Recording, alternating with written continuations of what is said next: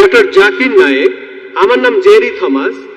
আমি ওসমানিয়া ইউনিভার্সিটির সাংবাদিকতার উপর রিসার্চ করছি।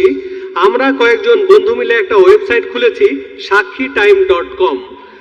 আপনার কাছে আমার প্রশ্ন, 1 নাম্বার, আমি সবসময় জানতাম যে হাদিস ছাড়া কোরআন অসম্পূর্ণ।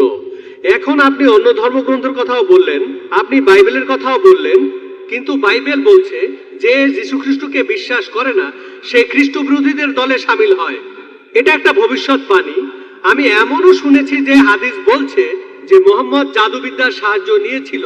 এখানে আপনার বক্তব্যটা কি? ভাই, আপনি প্রশ্ন করলেন আর আপনি বেশ কিছু মন্তব্য করলেন। আপনি বললেন যে আপনি জানেন যে হাদিস ছাড়া পবিত্র কোরআন অসম্পূর্ণ। এখানে আপনি অন্য ধর্মগ্রন্থের কথা শুনলেন, তার মানে ওনার মতে বাইবেলের উদ্ধৃতি দিলে সে কথা মানতে হবে। আর বাইবেল বলছে যিশু বা ঈসা আলাইহিস সালামকে যে বিশ্বাস করবে না সে দোজখে যাবে, ইত্যাদি ইত্যাদি। এখানে আমার মন্তব্য কি?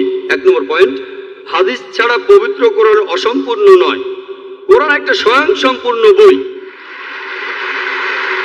তবে কোরআনের কথাগুলো বুঝতে গেলে আপনাকে এগুলোর ব্যাখ্যা পড়ে দেখতে হবে। আর হাদিস হলো পবিত্র কোরআনের ব্যাখ্যা, যে কথাগুলো বলে গিয়েছেন নবীজি সাল্লাল্লাহু আলাইহি সাল্লাম। পবিত্র কোরআন একটা সম্পূর্ণ বই, আলহামদুলিল্লাহ স্বয়ং সম্পূর্ণ। তবে আপনি যদি সেগুলো আরো বিস্তারিতভাবে জানতে চান, তখন আপনি পড়বেন যে কথাগুলো বলে গিয়েছেন নবীজি মুহাম্মদ সাল্লাল্লাহু আলাইহি সাল্লাম। আমরা বলি সহিহ হাদিস। একটা কথা বলি, অন্যান্য ধর্মগ্রন্থের উদ্ধৃতি দিয়েছি, তার মানে এই না আমি মানি যে অন্যান্য ধর্মগ্রন্থ আল্লাহর বাণী। প্লিজ আমাকে ভুল বুঝবেন না। আমি এখানে কোরআনের কথা মতো কাজ করেছি।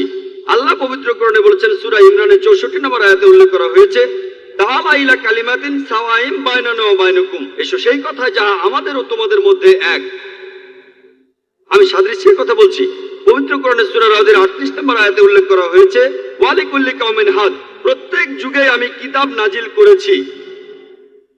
আল্লাহ তাআলা অনেক কিতাব নাজিল করেছেন। পবিত্র কোরআনে 4টার নাম উল্লেখ করা হয়েছে, তাওরাত, জাবুর, ইনজিল এবং কোরআন।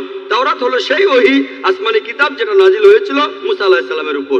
জাবুর আরেকটা আসমানি কিতাব নাজিল হয়েছিল দাউদ আলাইহিস সালামের উপর।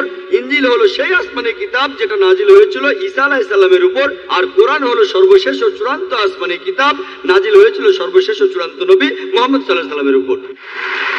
এখন আগের সবগুলো আসমানি কিতাব এসেছিল নির্দিষ্ট সম্প্রদায়ের মানুষের জন্য, আর সেই কিতাবের নির্দেশগুলো ছিল একটা নির্দিষ্ট সময়ের জন্য।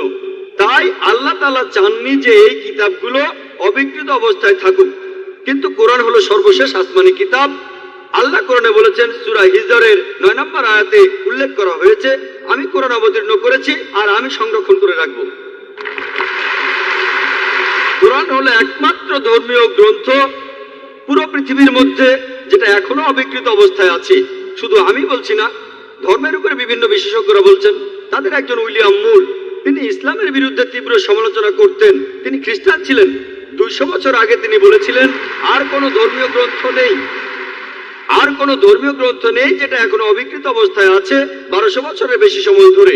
এখন বললো 1400 বছরেরও বেশি। এই কোরআনের মতো তিনি খ্রিস্টান ছিলেন, ইসলাম ধর্মের তীব্র সমালোচক ছিলেন। তিনি সত্যি কথাটা স্বীকার করেছেন, কোরআন অবিকৃত অবস্থায় আছে।